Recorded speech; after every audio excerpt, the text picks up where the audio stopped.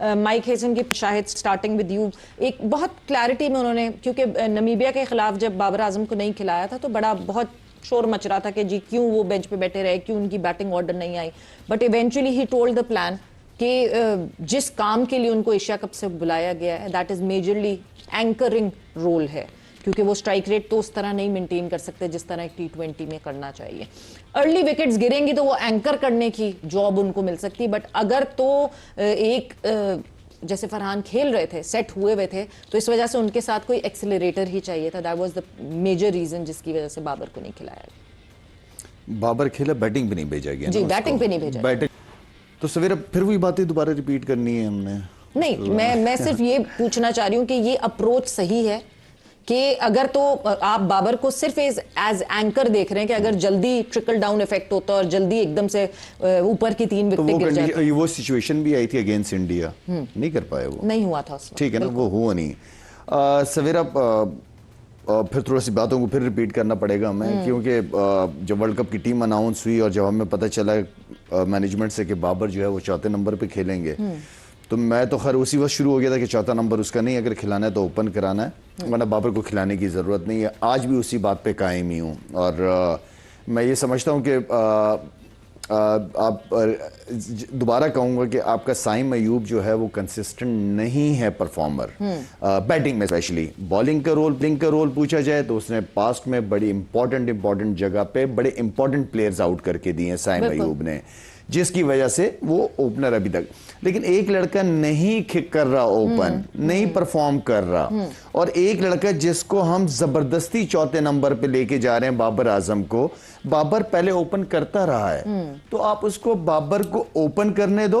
बाबर को जो cricketing shots हैं सर्कल के अंदर वो आप खेलने दे। सबसे ज्यादा फरहान को अपना स्ट्रेंथ का पता है कि उसने, उसको गेम का पता है कि उसने क्या गेम खेलना है। एक तरफ से आपकी एक साइड भी सेफ हो जाएगी, दूसरी तरफ से ये, ठीक है। अदरवाइज मैं हमेशा कहता हूं कि 2 प्लेयर ऐसे होने चाहिए जिसमें से एक प्लेयर चले जिसकी वजह से 6 ओवर में 60-70 रन लगे हुए हों।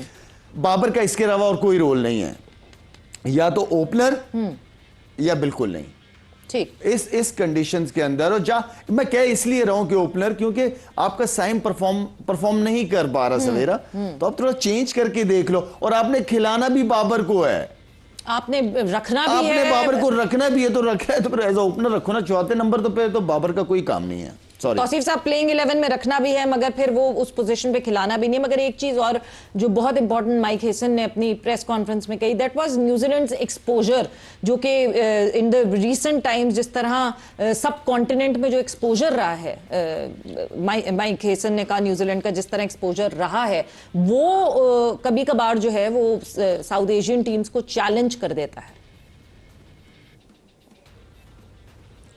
जी हाँ, ये बात तो उन्होंने ठीक की है। और दूसरी बात ये है कि ज़ाहिर है जब आप किसी प्लेयर को खिलाते हैं तो उसका यूज़ क्या करना है ये सब है। और अभी शाहिद ने जितनी बातें की बिल्कुल, और क्या यूज़ है उसका, और यूज़ कहीं नज़र नहीं आ रहा। अगर वो आता है, अगर वो खेलता है, अव्वल तो जैसे बात की कि तो जगह ही नहीं बनती, अगर आप नीचे लेके जाते हो कोई जगह नहीं बनती। या तो बड़े फॉर्मेट में होकर के क्रिकेट हो, चलो बर्दाश्त कर लेंगे, लेकिन यहाँ कहीं भी।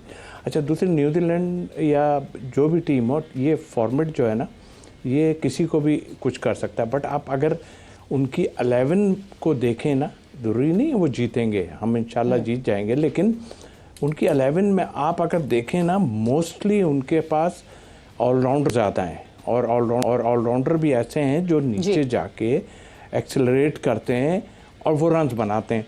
तो मेरा ख्याल है कि वो जो ये बातें उन्होंने की हैं ना, तो मुझे ऐसा लगता है कि अभी जैसे उन्होंने एक अल्फाज, शायद मुझे नहीं पता कि ख्वाजा ने वहाँ ये अल्फाज कहा है कि हम जो है सलमान अली आगा को फिट कर रहे हैं, फिट का लफ्ज़ इस्तेमाल किया उन्होंने।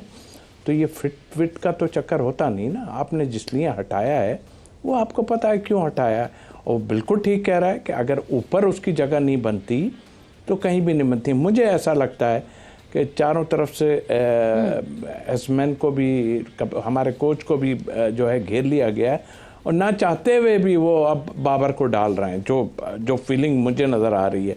तो भैया ये आप लड़ाइयाँ पहले कर लेते सारी, बाद में क्यों कर रहे हैं? जब बिल्कुल ही हम लबे बाम आ चुके हैं तो आप ये लड़ाइयाँ अभी करने का फ़ायदा नहीं है यार। देखें, दूसरी टीमों को देख के भी सीखता है आदमी कि क्या है। आप तो सुन रहे हैं कि टीम चेंज नहीं हो रही, मेरे हिसाब से तो आप अभी वेदर को देखेंगे और वेदर में क्या आपको करना है। ये होता है कि जब वेदर ऐसा हो, थोड़े ओवर और इससे भी जो है वो कम हो जाते हैं, तो फिर आपको पहले फील्डिंग ही करनी पड़ती है, बॉलिंग आप नहीं करते और कम होने के बाद। मेरे हिसाब से नहीं होता है, इसलिए कि आप एक टारगेट सामने होता है, सिंपल बात है कि उसको आप चेस करते हैं सारा। लेकिन 11 अगर चेंज नहीं कर रहे हैं तो ऐसा वेदर अगर है तो एक फास्ट बॉलर को ऐड करूंगा, मैं फास्ट बॉलर को ऐड करूंगा। नाफे की कोई जगह नहीं है, ऑनेस्टली जो है कोई, कहाँ आप वो बोतलें फेंक रहे हैं जी कि मैं आउट हो गया, वो क्लियर कर रहे हैं बातों को। यार खिला क्यों रहे हो भाई जब आप बोतलें फेंक रहे हो?